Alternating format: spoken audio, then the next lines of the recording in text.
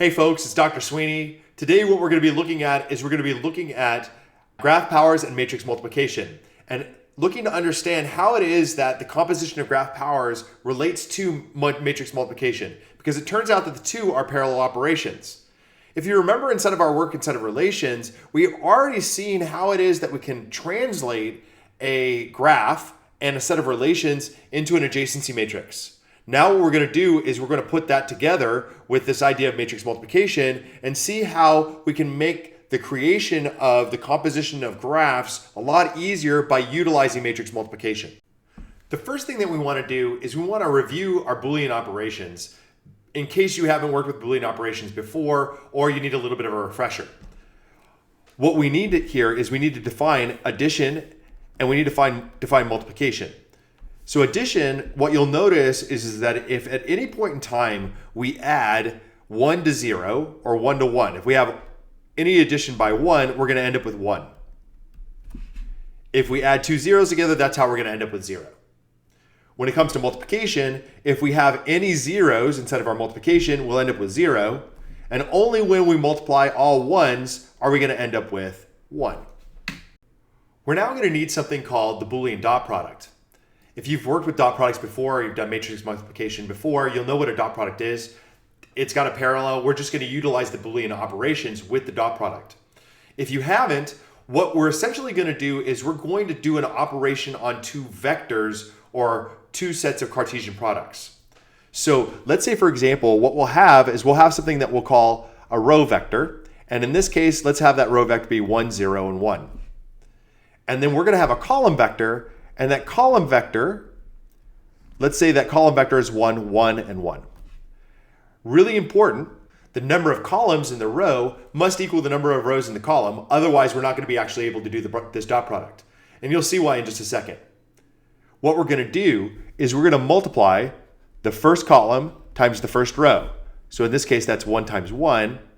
And then we're going to add that to the second column times the second row. So that's 0 times 1 plus the third column times the third row, which is 1 times 1.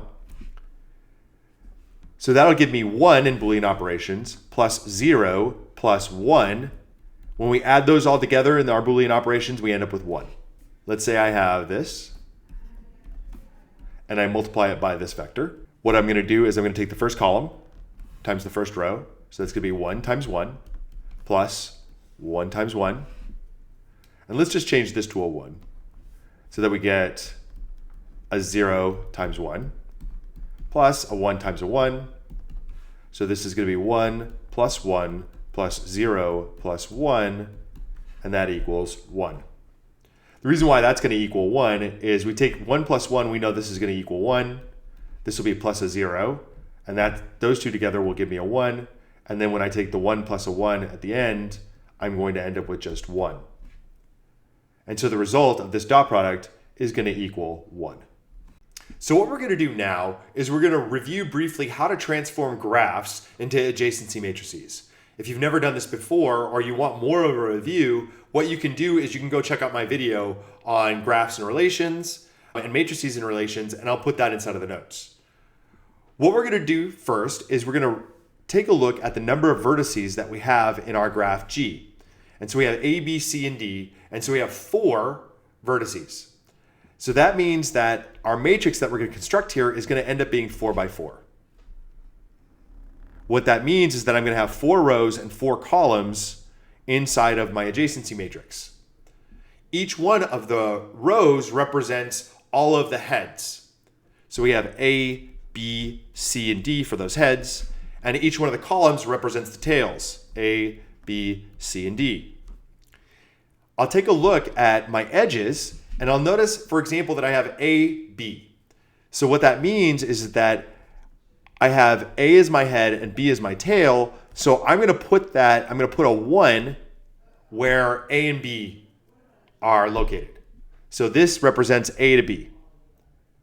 I'll notice that I don't have any other edges that begin with A, so I'm going to have zeros everywhere else. Now what about B? Notice that I have BA, so that I'm going to put a 1 there at BA, and then I'll have BD, so I'll put a 1 there, and then notice I'll have zeros everywhere else. I now go to DD. That's going to be fourth row, fourth column. I have CD, I have CA, and I have CC. Excuse me. This is CC, this is CD. And then everywhere else I have zeros because those are all of my edges. That if I have an edge that begins with A, it's going to be represented inside of this first row with the tail represented as each one of the columns.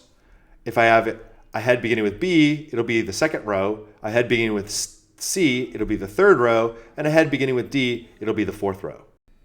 Now I'm going to do matrix multiplication using Boolean operations. What we're going to do is we're basically going to do the dot product repeatedly. One, we're going to take the dot product of the nth row in the first matrix and the nth column in the second matrix.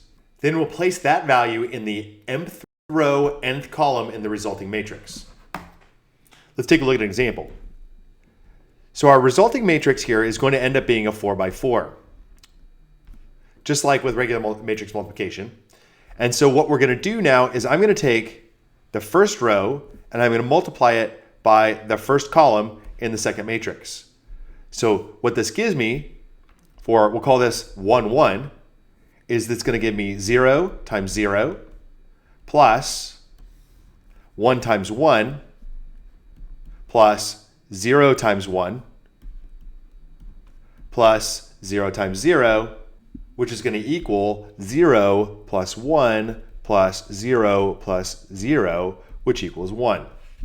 And so now this is going to be located in 1, 1, first row, first column. Once I finish that, I'm going to go over to the next column. I'm going to take the first row and I multiply it by the second column. So let's call this now, this is going to be 1, 2. So it'll be in the first row, second column of our resulting matrix.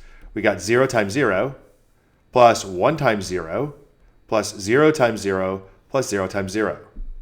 So 1 times 0 plus 1 times 0 plus 0 times 0 plus 0 times 0, and that equals 0 plus 0 plus 0 plus 0, and that equals 0. So that's going to be a 0. Now I'm going to keep in my first row. I'm going to go to my third column. And now I'm going to do that dot product again. So 1, 3 is going to give me 0 plus 0 plus 0 plus 0. Because notice, I've got 0 times 0 plus 1 times 0 plus 0 times 1 plus 0 times 0. Those are all zeros, so that gives me 0. So that goes in 1, 3. And then what will go in 1, 4 will be the multiplication, or the dot product, excuse me, of the first row and the fourth column. We see I've got 0 times 0, that's a 0, plus 1 times 1, that's 1, plus 0 times 0, 0 times 1, that's 0, plus 0 times 1, that's 0. So this ends up equaling 1. So now, first row, fourth column, I have a 1. Now that I've finished multiplying that first row by every single one of the columns, I'm going to go down to the second row and I'm going to multiply it by each one of the columns, just like I did before. So I'll take 1 times 0, and this new value is going to end up being in the space for 2, comma 1. So I get 1 times 0, that's 0, plus 0, plus 0, plus now 0. And so that ends up equaling 0. So we have a 0 in the space for 2, 1. I'm now going to go over 2, 2, and it's going to go right here, 2, 2. So I get 1 times 1, that's 1.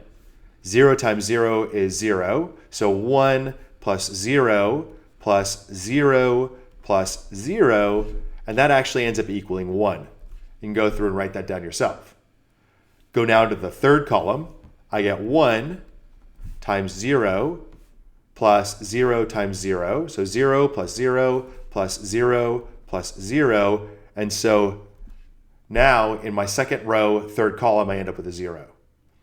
Do that now for the fourth column. We get 1 times 0 is 0. 0 times 1 is 0. 0 times 1 is 0. And then 1 times 1 is 1. So we end up with a 1. We'll do that now for the third row and the fourth row, going third row by all of our multiplications, this is going to end up being the matrix that we end up with. Let's do this one more time, and let's actually take a look at a way that we might be able to shorthand this or do this a little bit faster. Let's say we have a different kind of graph here, and what we now have is we've got this 3 by 3, and we're going to multiply it now by what we call a 3 by 2. And what we'll notice is that as long as the number of columns in the left matrix equals the number of rows in the right matrix, we're going to be able to do this multiplication. So we're going to start out, and we're going to take 1 times 1. Well, first we're going to have 1, 1. So that's first row, first column. So we're going to get 1 times 1 plus 0 times 1 plus 1 times 0. And so that's 1 plus 0 plus 0, and that equals 1. Now what I want you to notice is that as soon as I get a single 1 inside of the addition, then I don't actually need to add anything else. 1, 1 represented in addition gives me 1, right? It translates to true inside of our Boolean operations. So consequently, once I actually did that, once I got this 1 times 1 first, I could have actually stopped and written into 1, 1, a 1, and I'd been done.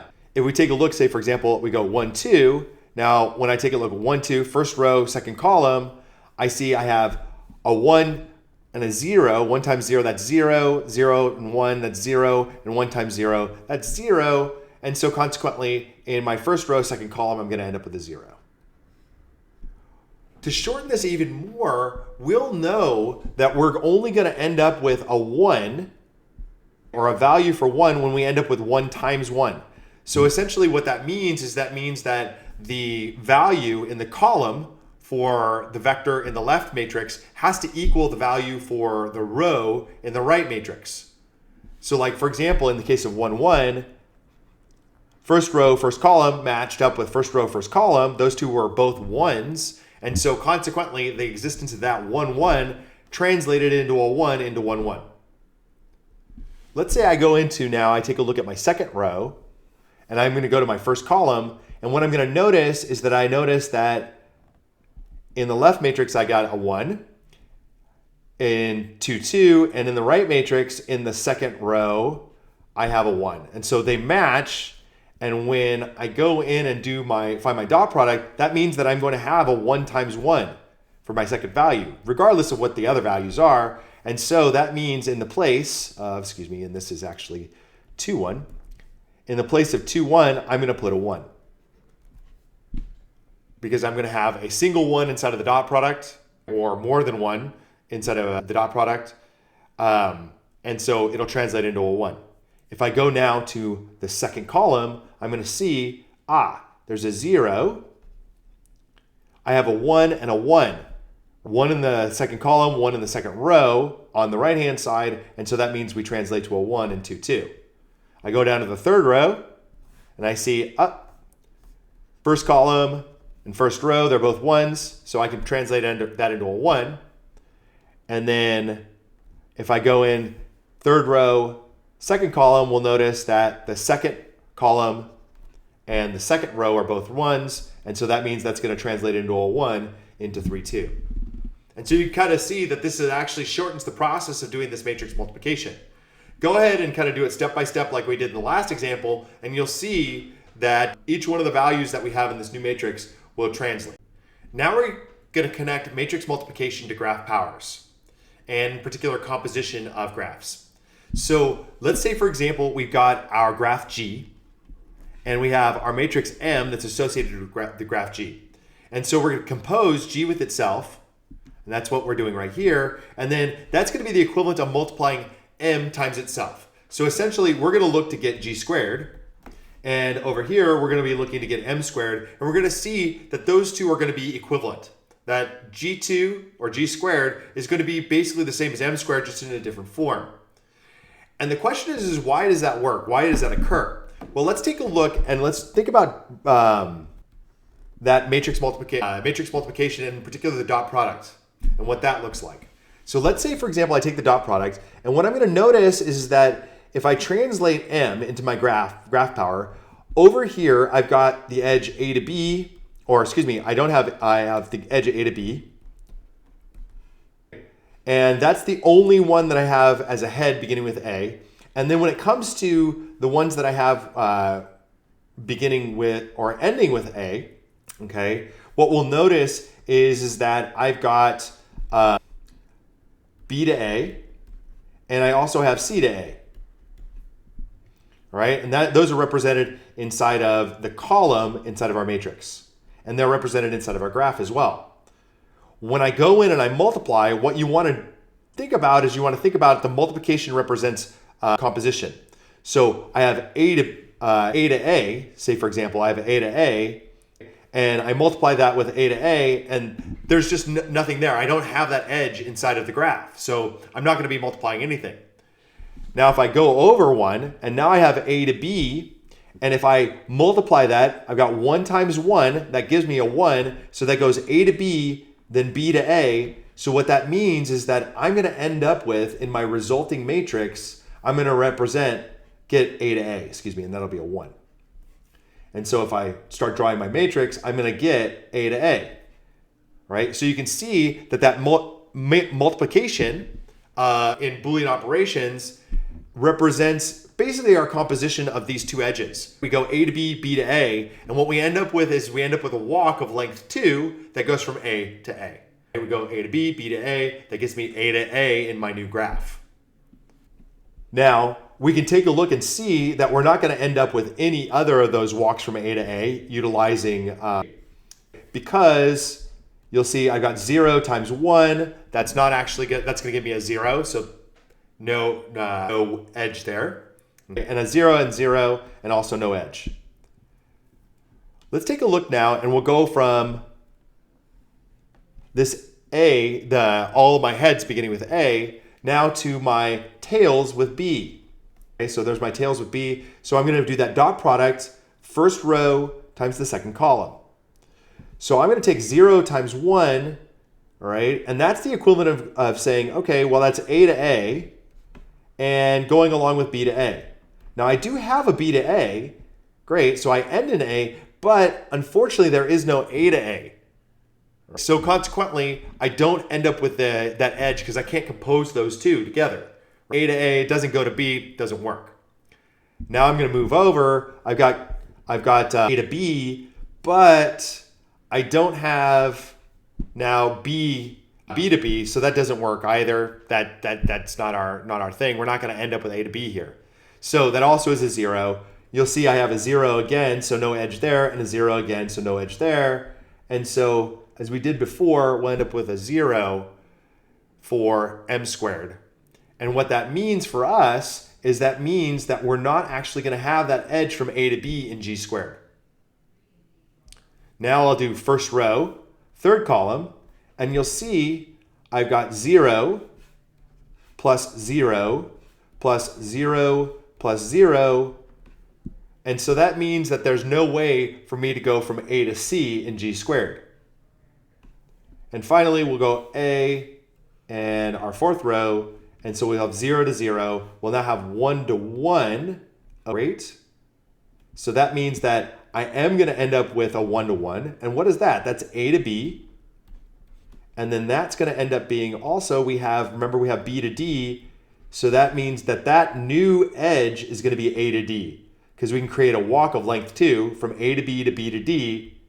And so now we know that we have A to D. All right, so now if we go in and we complete our matrix multiplication, the result of our matrix multiplication gives us this matrix. Remember that we had that. And so now I can go in and I can translate it, and I can see I'm going to have, there's A, B, C, and D. You'll see that I have A to A to D. I'll also have B to B, and I'll have B to D. I'll have C to A. I'll have C to B, C to D, and I'll have C to C. You can see each one of those. And then I'll have D to D. And if you go in and construct your graph power, you'll see that we end up with that graph just by utilizing composition. And if you get good at the matrix multiplication, or you're like, say, for example, utilizing a computer, which does matrix multiplication instantaneously, basically, you can see that we can construct our graph powers much more quickly and efficiently utilizing this matrix multiplication. So again, what we have here is we have that when we multiply any two of those values together, we're composing one edge with another, right? We're basically creating a walk of length 2. And if that walk of length 2 exists, then what we're going to do is we're going to end up with a 1 in that slot inside of the adjacency matrix. So this new matrix represents all of the walks of length 2. It's kind of miraculous. Let's take a look at an example. And now what we're going to do is we're going to find g cubed, right? We're going to utilize a simpler example. We're going to have a 3 by 3. We're going to have only 3 vertices. And this is going to be our edge set. And consequently, we'll end up with this matrix as our resulting adjacency matrix to represent the graph. In order to find G3, what we're going to do first is we're going to find G squared. So I'm going to take M squared first, and M squared is going to end up representing G squared. If you're following along at home, what you can do is go through and do this matrix multiplication. This is what you should get for G squared. Now what we're going to do is we're going to do what we call left multiply, G squared, times G again. So our graph for G, remember this is our graph for G, not G squared, or we'll call it M. So this is M squared, this is M. We're going to multiply those two together now to give us M cubed. And our resulting matrix here now has a 1 everywhere, which means our graph, and so we can see our graph now, since we have a 1 in every one of our locations here in M cubed, that we know that AA, BB, CC will all have edges, and we'll have A to B, A to C, B to A, B to C, C to A, C to C, to B, and so hence we'll have a complete graph. So some things to review. Boolean multiplication of two ones is the creation of a new walk of length 2. So for example, if I have a 1 in the A to B section and I have a 1 going from B to D, when I multiply the two of these, 1 times 1 in my matrix multiplication, that gives me a 1, and then that represents in my new matrix a walk from A to D. If there's a single 1 in the addition of our dot product, that means that edge exists in the resulting graph power. After we multiply our matrices together, everywhere where we have a 1 in the resulting matrix translates to an edge in the resulting graph.